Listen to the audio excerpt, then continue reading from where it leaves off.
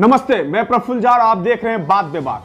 आज हम बात करेंगे कटिहार जिले के बराड़ी विधानसभा क्षेत्र की। हमारे साथ जुड़ेंगे फोन लाइन पे बराड़ी के पूर्व भाजपा विधायक विभाष चंद्र चौधरी जी।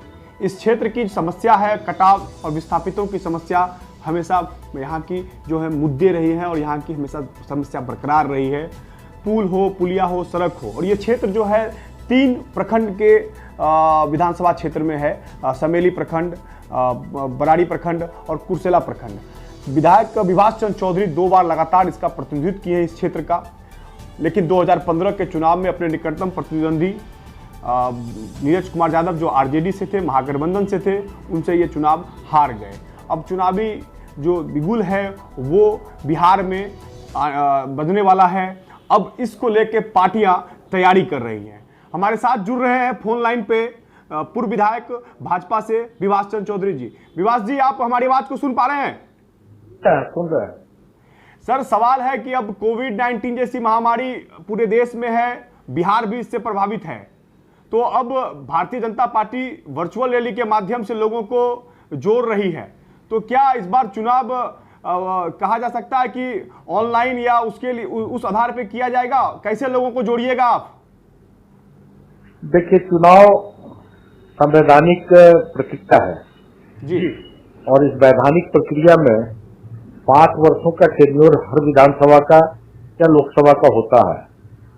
बिहार विधानसभा का चुनाव 2015 में हुआ था, जो 29 नवंबर तक नई विधानसभा का गठन होना तय है। अगर 29 नवंबर 2020 को विधानसभा का गठन नहीं हुआ तो अर्थोगत्वा बिहार में राष्ट्रपति शासन लग जाएगा। ये संवैधानिक बाध्यता है। चुनाव आयोग, पार्टियां चुनाव नहीं कराती, चुनाव आयोग चुनाव कराती है। आप जानते हैं, संवैधानिक प्रक्रिया है। जी। तो चुनाव आयोग ने, जहां तक हम लोग को जानकारी है, न्यूज के माध्यम से, प्रेस के माध्यम से, आप लोगों के माध्यम से, मीडिया के माध्यम से, कि चुनाव आयोग ने चुनाव प्रक्रिया को प्रारंभ कर दिया है। यदि यहाँ तक आज के न्यूज में मैंने सुना था कि बिहार में M3 जो ईवीएम मशीन है उससे चुनाव कराया जाएगा, जो सबसे लेटेस्ट है। और इस प्रकार से चुनाव आयोग मतदाता सूची में परिवर्तन के लिए, मतदाता सूची को ठीक ठाक करने के लिए, किसकी उम्र हो गई तो उसको जोड़ने के लिए, डीएम और लॉ एंड ऑर्डर के लिए एसपी से भी अपना वीडियो कॉन्फ्रेंसिंग के माध्यम से बातचीत किया है। चुनाव आयोग चुनाव कराने के मूड में है। अगर चुनाव कराने के मूड में है, भारतीय जनता पार्टी के एक कार्यकर्ता होने के नाते मैं इतना बताऊंगा कि बीजेपी 365 दिन काम करती है संगठन के लिए, क्षेत्र के लिए, और एक कार्यकर्ता होने के नाते हम लोग 365 दल का काम करते रहे हैं, आज भी किए हैं। चुनाव जब भी हो हम लोग तैयार हैं। लेकिन स्थिति अभी विपरीत है सर। कोविड-19 जैसी महामारी से अभी बिहार जी जूझ रहा है और ये अब फैलता जा रहा है, तो उसके लिए भारतीय जनता पार्टी या आप हो, तो इस बार लोगों को कन्विंस करने के लिए आप लोग क्या डिजिटल प्लेटफॉर्म का उपयोग करेंगे? बिल्कुल बिल्कुल, आपका कहना सही है। कोविड-19 का जो प्रकोप है यह दिनों दिन बढ़ रहा है, बिहार में भी बढ़ रहा है, देश में तो बढ़ ही रहा है। मरने वालों की भी संख्या काफी है। मैं उनके प्रति संवेदना भी व्यक्त करता हूं जो आज दुनिया में कोरोना महामारी के चलते चल बसे हैं। लेकिन ऐसे परिस्थिति में चुनाव कराना कोई आसान काम नहीं है। चुनाव संभव कभी लगता है कि हो भी सकता है, नहीं भी हो सकता, मुझे भी लगता है। लेकिन चुनाव आयोग ने अगर घोषणा कर दिया और चुनाव आयोग आगे कल बदल दे तो चुनाव नहीं होगा। लेकिन अगर चुनाव होना, जरा सा मैं बता रहा हूं, अगर चुनाव होना संभव हुआ तो प्रत्येक दल को, प्रत्येक पार्टी को, या जो भी चुनाव लड़ने वाले लोग हैं, इंडिपेंडेंट भी लोग बहुत सारे लड़ते हैं, उन प्रचार का माध्यम डिजिटल करना होगा। डिजिटल ही माध्यम है जो सब जा सकते हैं। अभी जनसंवाद रैली अभी 2 दिन पहले हमारे मुख्यमंत्री अमित शाह भाई ने किया था, और इस प्रकार से आज भी आपसे बात होने की कुछ देर पहले भी हमारी मीटिंग प्रदेश के अध्यक्ष और प्रदेश के गृह राज्य मंत्री जो सेंट्रल में है उन लोगों के साथ सब पूर्व विधायकों का एक जूम ऐप के माध्यम से बैठक की है। बैठकें हमारी जूम ऐप के माध्यम से होती रहती है, आज भी हुई है। प्रकार का कार्यक्रम हम लोग का चलता रहता है, पहले से ही आज भी चल रहा है, की तैयारी हो रही है। कैसे चुनाव कराएगी ये चुनाव आयोग जानेगा। सर एक सवाल है, चुनाव का निर्देश जो अगर कराना ही होगा तो हम डिजिटल माध्यम से ही प्रचार करेंगे जी। तो आप उसके लिए तैयार हैं? आप उसके लिए तैयार हैं? हाँ बिल्कुल तैयार। आपका डिजिटल प्लेटफॉर्म बना हुआ है? हाँ बना हुआ है, उस पर काम हो रहा है। इसलिए तो हम कहते हैं कि हम लोग 365 दिन काम करने वाले लोग हैं। हमारा 30,035 टेलीफोन हमारा तो मोबाइल से ही सदस्यता हुई है, आप जान ही रहे हैं। और मोबाइल का नंबर हम लोगों के पास है। उसके अलावा भी कई कार्यक्रम होते रहे, number WhatsApp number, mobile number, और जितना भी प्रमुख लोग हैं, मुखिया जी हैं, एक्स मुखिया जी हैं, चुनाव लड़ने वाले त्रिस्तरीय पंचायत के लोग हैं, सब लोगों का नंबर हम लोगों के पास है, जिन लोगों से हम लोगों की बात होती रहती है। तो एक माध्यम, लेकिन इतना आसान भी नहीं है जितना मैं बोल रहा हूँ, इतना आसान नहीं, लेकिन फिर भी कांटेक्ट करके जैसे भी हो, डिजिटल माध्यम से, ऐप के माध्यम से हो, जूम के माध्यम से हो, या नहीं तो फिर व्हाट्सएप के माध्यम से हो, टेलीफोन के माध्यम से हो, फोन के माध्यम से हो, जिस माध्यम से हो कांटेक्ट तो करना पड़ेगा मतदाताओं से। ऐसे तो घूमना फिरना करने के नाते जब करेगा, लेकिन उसका बिल्कुल ख्याल रखना पड़ेगा कि कोविड-19 जो महामारी जो है उससे डिस्टेंसिंग जो 3 फीट का 2 गज का होना चाहिए वो रहना चाहिए, मास्क लगा हुआ रहना चाहिए, बच के बात करनी चाहिए, ये तो करना पड़ेगा, नहीं तो इस महामारी में जो भी जाएंगे उस चपेटे में ये बात भी तय है। जी ये तो बात तय है। जी एक सवाल है कि जो श्रमिक और मजदूर बाहर से लौट के आए हैं और नवंबर अक्टूबर का जो समय रहेगा वो चुनावी समय रहेगा, तो उन मजदूरों को रोक कर यहाँ पे रखने में और उसका मतदान में उपयोग करने में भारतीय जनता पार्टी, आपके नेता कैसा रोल अदा करेंगे? देखिए 20 लाख मजदूर 20 लाख मजदूर बाहर से यहाँ आया है बिहार में, और हमारे जिला में भी लगता है, ठीक एक्यूरेट हमको नहीं याद है, नहीं पता है, लेकिन जहां तक मेरी जान 75,000 से 1 लाख के बीच में है कटिहार जिला। बड़ी संख्या में सारे ट्रेन तो कटिहार ही उतरते, और हमारे भी क्षेत्र में 10 से 15,000 लोग आए, उसमें से मैक्सिमम लोगों से मेरी मुलाकात भी हुई है क्वारंटीन में या के घूमने के क्रम में, और उन लोगों से भी बात हुई है। उन लोगों से जितने लोगों से बात की है, हम 10% 15% जो श्रमिक बाहर से आए बात की है, 80-85% से मेरी बात नहीं हुई, लेकिन ये जो 10-15 लोगों से बात की है, इन लोगों का एक ही कहना है कि अभी हम लोग नहीं जाने वाले हैं, अभी बिहार में छोड़ने वाले हैं। चुनाव की चर्चा भी मैंने किया था, बोला सबका अमल नहीं रह गए कर दे, मतलब रहेंगे ही अपनी भाषा में कि हमारी बात उन लोगों से होती, तो इलेक्शन तक तो वो लोग रहेंगे। रोजगार तो मुद्दा बनेगा ना सर, रोजगार तो अगर रुक के रहेंगे वो तो रोजगार भी तो चाहिए उनको सर, उसका जीविकोपार्जन का साधन भी तो चाहिए। बिल्कुल रोजगार का मुद्दा बनेगा, बिल्कुल रोजगार चाहिए, बेरोजगार लोग हैं इसीलिए बाहर गए हैं, लेकिन रोजगार लोगों को देने का हमारी भारत की सरकार हो या बिहार को प्रयास भी चल रही है, मनरेगा के माध्यम से हुई, जैसे भी माध्यम से हो, सबको प्रयास हो रहा है। मनरेगा में कितने दिनों का रोजगार आप दे रहे हैं सर? मनरेगा में कितने दिनों का रोजगार दिया जा सकता है? 180 दिन का तो दिया ही जा सकता है। तो उससे क्या जो राशि मिलती है उससे क्या उनके परिवार के लिए भरण पोषण कर पाना संभव है? देखिए इसलिए संभव है कि हमारे यहाँ का मजदूर भी नहीं है, परिवार में 4 आदमी है तो 3 आदमी काम करने वाला है, तो संभव है, लेकिन कुछ लोगों को दिक्कत हो सकती है।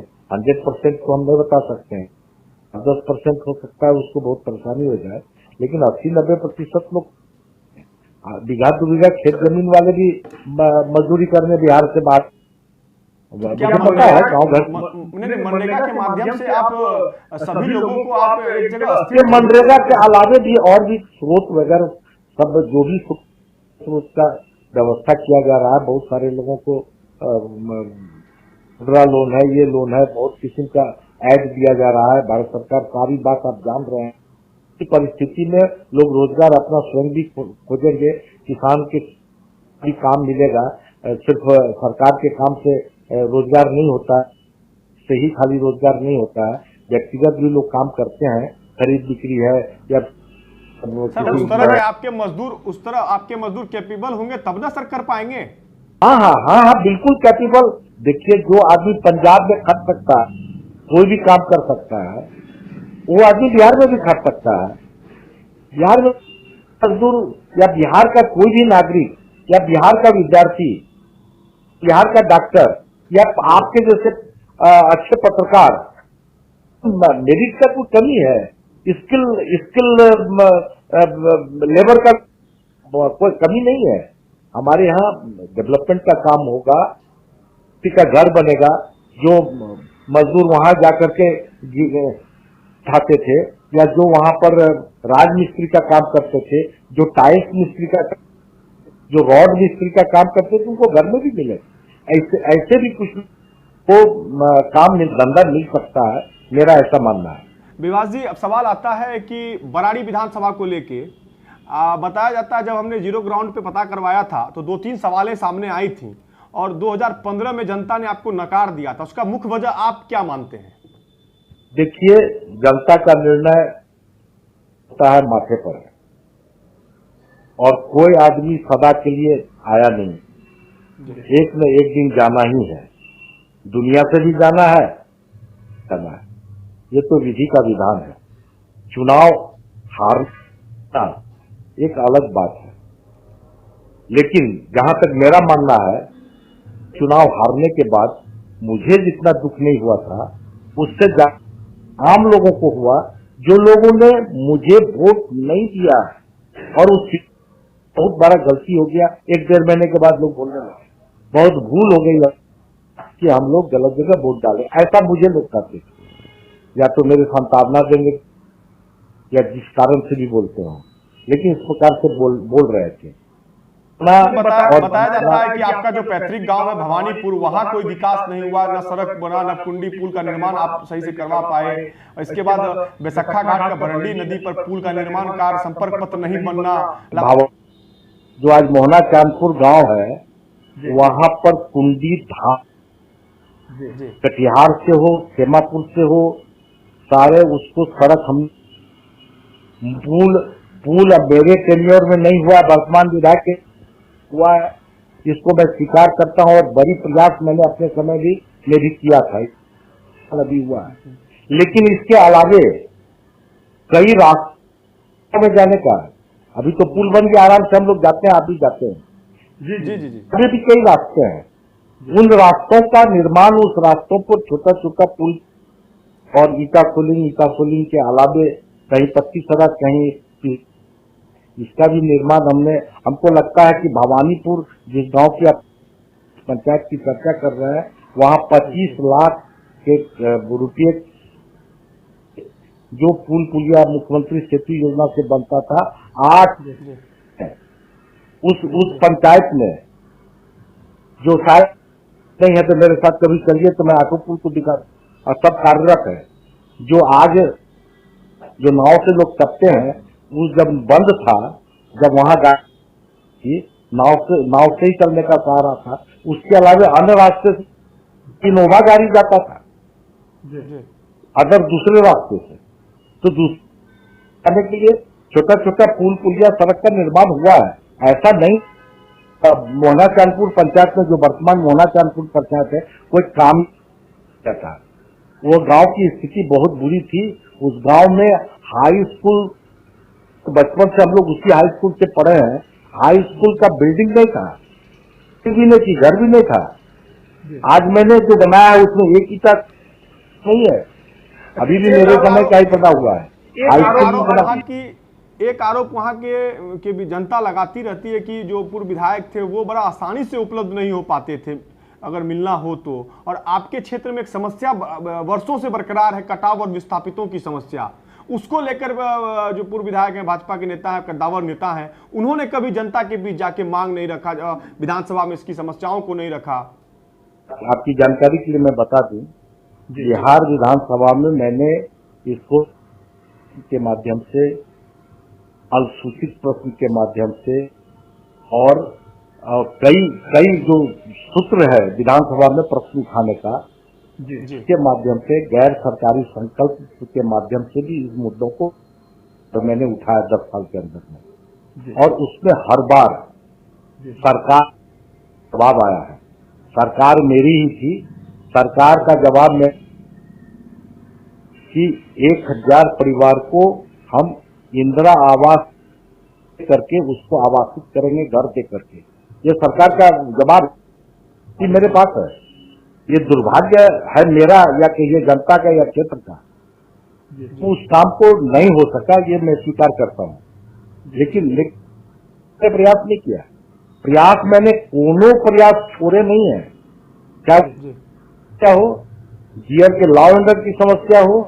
आपको मैं दावे के साथ कह रहा हूँ और चुनौती भी दे रहा हूँ कि मेरे पहले 2005 के पहले दियरा क्षेत्र से एक चुटकी अनाज, 100 ग्राम अनाज, गेहूं या चावल हो, केरी हो, पौनी हो, इस पार नहीं आता था। सभी लुटेरे उस पार की लूट के लेके चले जाते थे। जी, इसी पे एक सवाल और मैं इसी में जोड़ देता हूं, इसके बाद आपसे जवाब ले रहा हूं। मेरे समय में मैंने वहां पर मैंने विभास जी इसी पे एक सवाल मैं और आपसे जोड़ रहा हूं, उसका भी जवाब मैं चाहूंगा। किसानों की जमीन जो गंगा में कटकर बह गई थी, उसका पुनर्वापसी का काम नहीं कराया गया आपके माध्यम से, ये भी आरोप है। वापसी का जो काम है, या कोई व्यक्ति, कोई राजनेता या कोई जननायक एमएलए एमपी के माध्यम से नहीं हो सकता है। जी। एक विधि प्रक्रिया है, नियम है, कानून है, पुनर्वापसी का भी कानून है। उसमें क्या प्रॉब्लम है, थोड़ा लंबा होगा, 1 मिनट लगेगा इसको समझाने में मुझे। मान लीजिए मेरे परदादा के नाम से जमीन है या दादा के नाम से जमीन है। दादा को 3 पुत्र है, 3 पुत्र में फिर उसको अलग अलग, तो एक पुत्र को 4 बेटा हो गया, किसी को 3 बेटा हो गया, किसी को 1 हुआ या किसी को नहीं हुआ। इस प्रकार से कई पुस्त नीचे आ गया। आज जो जीवित है, जो उस जमीन के मालिक है, उसको पुनर्वापसी वो कट गई, जो कट गई जमीन उसको अपने नाम से कराना है, क्योंकि धन शिकस्त हो गया, बिहार सरकार के नाम से हो गया, उसको पुनर्वापसी कराना है। उस व्यक्ति को जिसकी अपनी जमीन है और उसके दादा के नाम से अगर जमीन है, दादा मर गए, पिता मर गए या पिता जिंदा है, तो उनके पिता को करना पड़ेगा कि दादा के सभी पुत्र जो दादा के पुत्र जितने भी थे, सबका वंशावली बनवा करके और उस जमीन का उसका बंटवारा करके आपस में भाइयों के बीच में, अभी जितना को शेयर है उसका बंटवारा करके उसका जितना शेयर होगा, कोई एक व्यक्ति का जो चाहते हैं कि अपने नाम से हम करवा दें, वो अपने नाम से पुनर्वापसी का आवेदन देंगे। ट्रेस मैप लगा करके जो नया नक्शा और जो पुराना नक्शा है उसका एक ट्रेस मैप बनवा करके उसको अप्लाई करना पड़ेगा, तब जाकर के पुनर्वापसी होगा। बहुत लोग कराए हैं, मैंने भी कराया है पुनर्वापसी, लेकिन जो लोग करा सके वो करा दिए, जो नहीं करा सके। कानून का बात है, नियम का बात है। चुनाव में जाना है सर, पार्टी भी अपने प्रत्याशियों को ढूंढ रही है, कौन सा प्रत्याशी फिट रहेगा। तो आखिर मान लीजिए अगर विभास चंद्र चौधरी वहां से प्रत्याशी होते हैं भाजपा से, तो स्थानीय मुद्दे क्या रहेंगे इस बार चुनाव में जाने के लिए? क्योंकि आप निकटतम प्रतिद्वंदी जो आपके हैं वो आरजेडी से हैं, महागठबंधन से हैं, और अब पिछले बार शिकस्त भी दी है। तो इस बार किस मुद्दे के साथ में आप बराड़ी विधानसभा का नेतृत्व करने के लिए लोगों के बीच जाएंगे, क्या कहेंगे आप? मैं तो वही बात पहले भी बोलता था, आज भी बोलूंगा। विभास चंद्र चौधरी 2015 तक विधायक था। उस समय तक 5 से 15 के बीच में जितने सड़कों का निर्माण कराया, आज ये सड़कें मरम्मत नहीं हुई है, पर सड़कें टूट गई है, जर्जर हो गई है। तो डेवलपमेंट बहुत किस्म का बाकी है, नई सड़कों का भी बनाना है। कई पुल पुलिया आज भी नहीं बना है, बचा हुआ है। तो कई पुल पुलिया या विकास मेरा सबसे पहला मुद्दा होगा कि विकास करेंगे, एक बात। दूसरी बात, जैसे सुलभ पहले रहते थे, आम जनता के बीच में ही रहते थे। ये तो आरोप है सर, ये तो आरोप यहाँ की जनता के आरोप है कि आप सुलभ ढंग से किसी से मिल नहीं पाते थे, क्योंकि आप अपना आवास कटिहार रखे हुए हैं। बरारी की जनता को कटिहार जाना पड़ता था। जी नहीं, कटिहार मेरा आवास हो सकता है। रात में मैं सुतने के लिए भले आ जाऊं, कहीं कोई घर हो, रात में सुतने के लिए अपना घरे में जाएगा। वर्तमान विधायक जी अपना कोठिया ही सोते होंगे, लेकिन दिन भर मैं तो कभी बरारी उतरता था, कभी कुर्सेला उतरता था, वहीं फ्रेश होता था और दिन भर मैं घूमता रहता था। उपलब्ध ही उपलब्ध, हर जगह उपलब्ध, बिल्कुल उपलब्ध। कटिहार में भी अगर है तो सुबह में 8 बजे 8:30 बजे मैं क्षेत्र रोज निकलता था। अगर मैं कटिहार में हूँ या जिला में हूँ, कोई मीटिंग में कटिहार में रहना तो रहना ही है। पार्टी का मीटिंग हो या कोई सरकारी मीटिंग हो, पटना में मीटिंग है तो पटना जाना ही है। कि जितना समय मेरा बचता था, मेरे जैसा सुलभ एमएलए को नहीं लगता बरारी को आज तक मिला हो। फिर नकार क्यों दी जनता सर? किस समीकरण में, जातीय समीकरण में कहीं विभास चंद्र चौधरी की सीट तो नहीं चली गई? बिल्कुल जातीय समीकरण उस समय में बहुत ज्यादा फैलाव था। अब उतना मैं नहीं, कोई आरोप प्रत्यारोप, जनता है, जनार्दन है, मालिक है, वो सब कुछ है। कहीं न कहीं मैं किसी चीज का शिकार हो गया। मैं हार गया जरूर, लेकिन हारने के बावजूद जिन लोगों ने मुझे वोट नहीं दिया, उन्होंने भी मुझे आशीर्वाद दिया और उन्होंने मुझे कहा, देखिए प्रफुल्ल जी, मैं आज चुनाव हारा हूँ और परसों सुबह से मैं क्षेत्र में हूँ। मैं परसों से सुबह में हूँ, एक दिन बीच का गैप है सिर्फ। अब अभी इसलिए कटिहार में था कि मैं सिर्फ मतदाता ने किसको, किस पार्टी को, किस बूथ पर कितना वोट दिया, उसका जो चुनाव आयोग का कॉपी है उस लेने के लिए, वो लेकर के फिर हम क्षेत्र में थे। और लोग तो हमको यही बोले, हमने वोट का दिन क्या गलती हो, और उसी दिन से बोलना शुरू किया। जो लोग वोट दिया वो तो था ही, अफसोस कर ही रहा था, लेकिन 1-1.5 महीने के बाद तो लगा कि क्षेत्र की जनता को बहुत अफसोस होने लगा कि भूल हो गई, गलती हो गई, गलती अब भविष्य में आज भी तो क्या। मैं तो घूमता हूँ, आज भी रोज घूमता हूँ। मैं तो कल ही बरारी में था, मैं परसों भी बरारी में था, कल ही मैं समेली में था। एक लोगों को ये टीस रह चुका है उनके जहन में कि विभास चंद्र चौधरी थे, प्रदेश में सरकार थी, नेतृत्व कर रहे थे, उप स्वास्थ्य केंद्र अगर जहां बननी चाहिए थी वहां नहीं बनी। अगर आज कोविड-19 जैसी महामारी आई है और उप स्वास्थ्य केंद्र की व्यवस्था सही से अगर हो गई रहती तो आज लोग कम से कम इससे निजात पा सकते थे, उनकी सुरक्षा हो सकती थी, उनके सेहत पर ध्यान जा सकता था। उप स्वास्थ्य केंद्र की कमी बरारी में हमेशा रही है सर, आप आवाज उठा सकते थे, आप सड़कों पे ध्यान दिए। सिर्फ 400 किलोमीटर मैंने सड़क बनवाया, 400 किलोमीटर सड़क थी कहाँ? कौन सा सड़क था मुझे बताइए ना। आप घर के आगे का भी सड़क विभास चौधरी ने बनाया है। सड़क का तो जाल बिछा दिया मैंने, चाहे वो पीडब्ल्यू सड़क हो या फिर जिस भी योजना से हो, कुर्सेला से लेकर के चाय टोला से लेकर के शेरमारी से लेकर के आप सड़क का काम आपने किया है, लेकिन उप स्वास्थ्य केंद्र उप स्वास्थ्य केंद्र के बारे में सवाल है सर। उप स्वास्थ्य केंद्र नहीं बना पाए। स्वास्थ्य केंद्र की जगह निर्माण हुआ, खेमापुर में हुआ, सकरेली में हुआ। और अभी जरूरत नहीं, अभी जरूरत है विवास जी उप स्वास्थ्य केंद्रों की, क्योंकि जो बीमारी है लोगों को बचाव।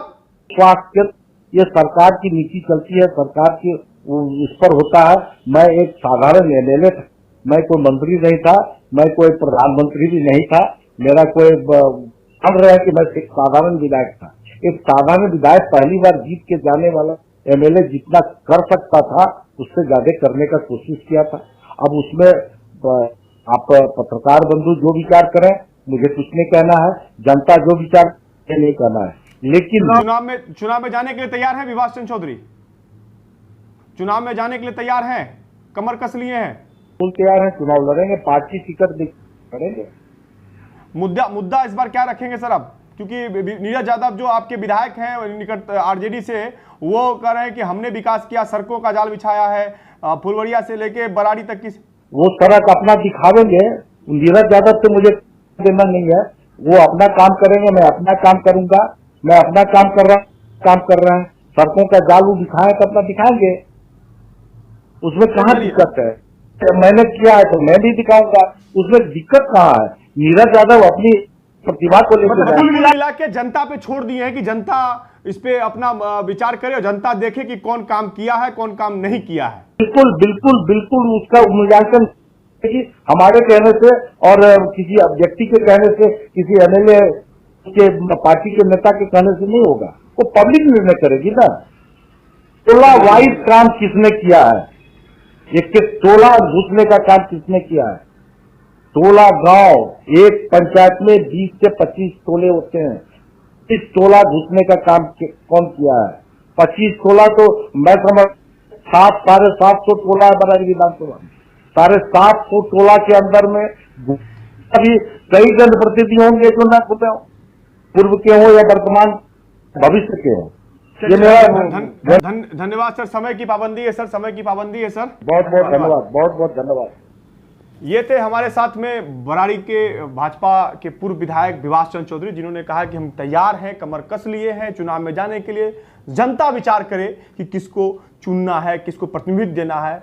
मेरी बात जहां तक रही, मैंने सड़कों का जाल बिछाया। अब देखने वाली बात यह होगी कि महागठबंधन के आरजेडी से जो नीरज कुमार यादव हैं और विभाष चंद्र चौधरी भाजपा से हैं, दोनों ने अपने अपने बातों को रखा है कि जनता के बीच में हमने ये काम किया है, हमने सड़कों का जाल बिछाया है, हमने बिजली की व्यवस्था दुरुस्त कराया है। सारी जनता मालिक तय करेगी आखिर 2020 के विधानसभा चुनाव में प्रतिनिधित्व किसे दिया जाए। धन्यवाद।